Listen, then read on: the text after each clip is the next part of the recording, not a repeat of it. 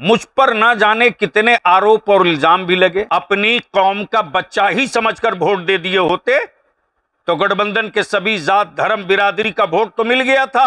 देखिए, इसका सदमा हमको भी है और जिन लोगों ने जज्बात में आकर हराया उनको भी है। 2020 में एनआरसी का एक तूफान क्रिएट किया गया, आपको भी याद होगा। मेरे घर तक पथराव भी किया गया, मुझ पर ना जाने कितने आरोप और इल्जाम भी लगे। लेकिन आज देश के सामने एक बहुत बड़ी बात है ना। क्या हुआ? बिहार में एनआरसी हो गया, लेकिन उस एनआरसी के जुनून को इतना जोर से उठाया गया कि मैं बता रहा हूं कि व्यक्तिगत रूप से पूरे बिहार के राज्य के मुसलमानों का इतना बड़ा क्षति पहुंचा दिया लोगों ने, जिसकी भरपाई अभी 50 साल तक संभव नहीं है। अब कहेंगे कैसे? तो बिहार के माननीय मुख्यमंत्री श्री नीतीश कुमार जी ने बिहार सदन में, मैं उन दिनों बिहार विधान परिषद का सदस्य था और मैं बजट पर बोल रहा था। मैंने एक प्रस्ताव रखा और मैंने कहा, माननीय मुख्यमंत्री जी, आपका बहुत बहुत शुक्रिया कि आपने सभी तबके और सभी समुदाय के बच्चियों के और बच्चों को शिक्षित बनाने के लिए आपने आवासीय विद्यालय बनाया है। आपने मदरसों को बहुत कुछ दिया, आपने स्कूलों को बहुत दिया, आपने टीचरों में मुस्लिम कम्युनिटी के बच्चों को बिहार एजुकेशन बोर्ड के मदरसा के सर्टिफिकेट पर जगह दिया। यह अद्भुत है साहब। लेकिन माननीय मुख्यमंत्री महोदय, दलित समुदाय के बच्चा बच्ची के लिए आवासीय विद्यालय बनाया आपने अति पिछड़ा भाई के बच्चा बच्ची के लिए आवासीय विद्यालय बनाया। क्या हमारे बच्चे, अल्पसंख्यकों के बच्चे भी मुझसे पूछते हैं। मैं सैल्यूट करता हूं, मैं धन्यवाद देता हूं। मुख्यमंत्री ने तनिक देर नहीं किया और सदन में घोषणा कर दिया कि आने वाले दिनों में बजटीय सत्र में बिहार के हर जिले में अल्पसंख्यकों के लिए आवासीय विद्यालय बनेगा। और इसका पहला बुलेट प्रोजेक्ट 60 करोड़ रुपए की लागत से किशनगंज में शुरू हुआ। 3 पार्ट में बिल्डिंग है, आप देख सकते हैं। एक सेकंड, उस बिल्डिंग को दिखा करके दुष्प्रचार किया गया और यह कहा गया कि यह डिटेंशन सेंटर है, यहां कागज पेपर चेक करके रखा जाएगा। मुस्लिम कम्युनिटी के कुछ उन लौंडों को सुपारी दे दी गई साहब। शाहीन बाग हर मोहल्ले और गली में बनाया गया। कहां है वो एनआरसी के ठेकेदार? आपके नेता की ये भी नाराजगी रहती है कि हमने मुसलमानों के लिए इतना किया, लेकिन उनका वोट हमें नहीं मिलता। ये बात तो सही है, ये बात 100% सही है कि जितना उन्होंने किया उसके तुलना में वोट नहीं मिला। ये तो मैं भी कहता हूं, वरना आज मैं भी राज्यसभा और सदन में होता ना। एमएलए की तादाद घटा दिया मुसलमानों ने 20 में ना। 11 टिकट मुसलमान के बच्चों को दिया गया। अपनी कौम का बच्चा ही समझकर वोट दे दिए होते तो गठबंधन के सभी जात धर्म बिरादरी का वोट तो मिल गया था। आज वो पछता रहे हैं, आज वो रो रहे हैं। और अब तक बलियाबी 41 विधानसभा जा चुका है। कल फिर मैं जा रहा हूं छपरा। इस पर स्थिति में सुधार आएगी? बहुत सुधार आएगी। आपने बाई इलेक्शन में देखा ना, बाई इलेक्शन में बेला में क्या हुआ? वो सैंपलिंग थी, वो एक सैंपलिंग थी। और यह भी एहसास है कि मुसलमानों के हक और हित के लिए जो भी बड़ा फैसला किए वो एनडीए में रहकर मुख्यमंत्री श्री नीतीश कुमार जी ने किया है। हां, यह बात तो तय है कि जो भय और भरम क्रिएट करने वाले लोग हैं वो थोड़ा सा संयम में रहें। ऐसी बात नलगर ना कर दे जिससे अल्पसंख्यकों के बीच भय का वातावरण हो। अगर ये लोग वाणी को कंट्रोल करके रखे होते तो शायद विपक्ष मुक्त बिहार में शासन रहता। याद कीजिए ना 2010 की क्या इतिहास था। पानी पर सर, पहला सवाल यह है कि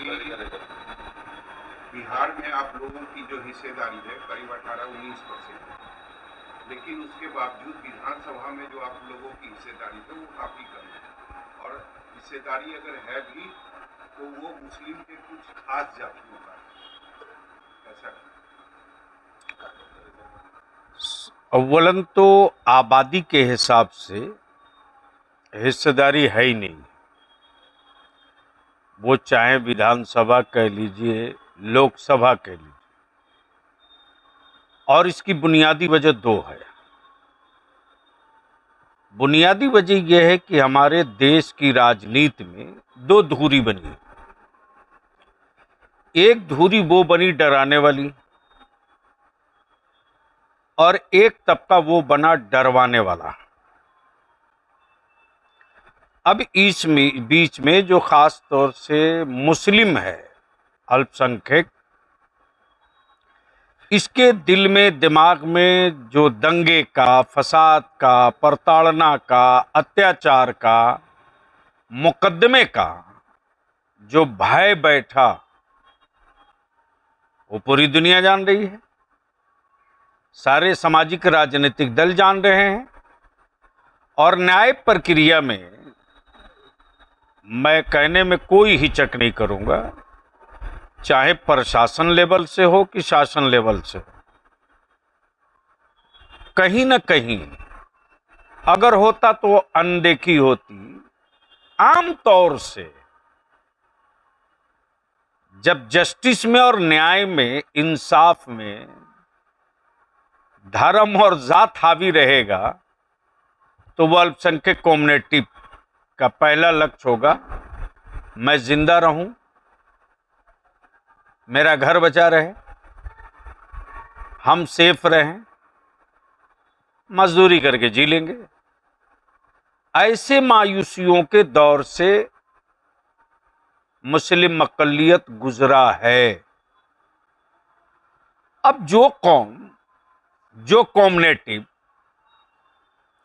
डराई गई हो, धमकाई गई हो, प्रताड़ित की गई हो, वो कौम हिस्सेदारी की बात कहां से सोच लेगी भाई? तो मांगा भी नहीं और मिला भी। भाई दिया तो मुस्लिम कम्युनिटी ने सबको, लेकिन इसके साथ जो सबसे ज्यादा बैड लक कह ले कि जिसको दिया वो ये कहा, वो ये कहता है कि आप हमको वोट दिए क्या, हम आपसे मांगे क्या, आपके पास विकल्प क्या था। ये बात दुनिया में, भारतीय राजनीति में सिवाय मुसलमानों के बाकी किसी जाति, किसी धर्म, किसी मजहब से कहा जाता है कि आपके पास विकल्प क्या है, बहुत सुधरी है। ये मैं नहीं कह रहा हूं, बिहार का एक एक अल्पसंख्यक कम्युनिटी का बच्चा कह रहा है। अब आप हमको बताइए ना, सिर्फ मुस्लिम की बात क्यों कर रहे हैं? हम आपसे कह रहे हैं पूरे बिहार की बात क्यों नहीं कर रहे हैं? सभी तबके, सभी मजहब और सभी जाति के लोगों की बात क्यों नहीं कर रहे हैं? देश में पहला स्वर्ण आयोग कहां कायम हुआ? बिहार में। देश में सबसे ज्यादा अगर कहीं मंडल कमीशन की रिपोर्ट को लागू किया गया तो वो कौन सा राज्य है? बिहार है। मंडल कमीशन के आयोग को, रिपोर्ट को लागू करने में कहां बिहार के किसी दूसरी जाति के लोगों ने विरोध किया? बिहार में कहीं कोई विरोध का सूर निकला हो तो कोई दिखा दे। चूंकि बिहार के मुख्यमंत्री श्री नीतीश कुमार जी ने जो मैकेनिज्म की, विकास की, वो धर्म की नहीं की, जात की नहीं की, क्षेत्र की नहीं की, बिहार की।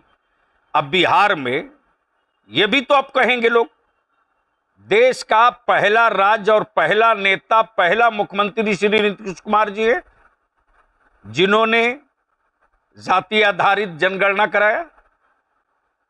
यह मॉडल है कि नहीं है? अब इसके बाद कौन सी जाति, कौन सा इलाका, कौन सा क्षेत्र कितना नीचे रह गया और किन लोगों के वर्चस्व के बल पर वो पीछे छूट गया, उसको ऊपर उठाने का देश को मॉडल दिया है बिहार के मुख्यमंत्री नीतीश कुमार जी ने। इसलिए ये सब कहना मेरे समझ से उचित नहीं है कि नीतीश कुमार ने बांट दिया और कैटेगराइज कर दिया, ये गलत बात है। ऐसी क्या मुस्लिमों का एक अलग कैटेगरी बनाई और सूबे के गरीब मुसलमानों को जदयू से जोड़ा? ये कहना सरासर बेबुनियाद होगा, गलत होगा कि मुसलमानों को अलग किया। कोई भी मुसलमान या कोई भी बहुसंख्यक समुदाय किसी तबके का आरक्षण का विरोधी रहा क्या है? तो कोई हमको बतावे ना। कहां शेख, सैयद, पठान, कहां राजपूत, भूमिहार, ठाकुर, ब्राह्मण निकला लाठी लेकर के कि आरक्षण नहीं होना चाहिए? यह सरकार की नीति और सिद्धांत रही है। शैक्षणिक रूप से, सामाजिक रूप से जो भी कम्युनिटी दबी हुई हो उसको ऊपर उठाया जाए।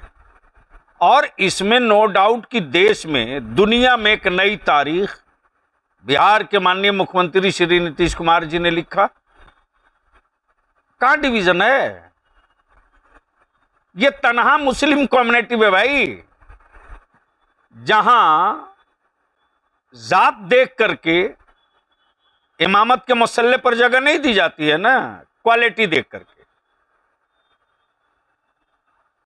तो ये कहना गलत है, और जो ये कहता है वो सरासर गलत बोलता है।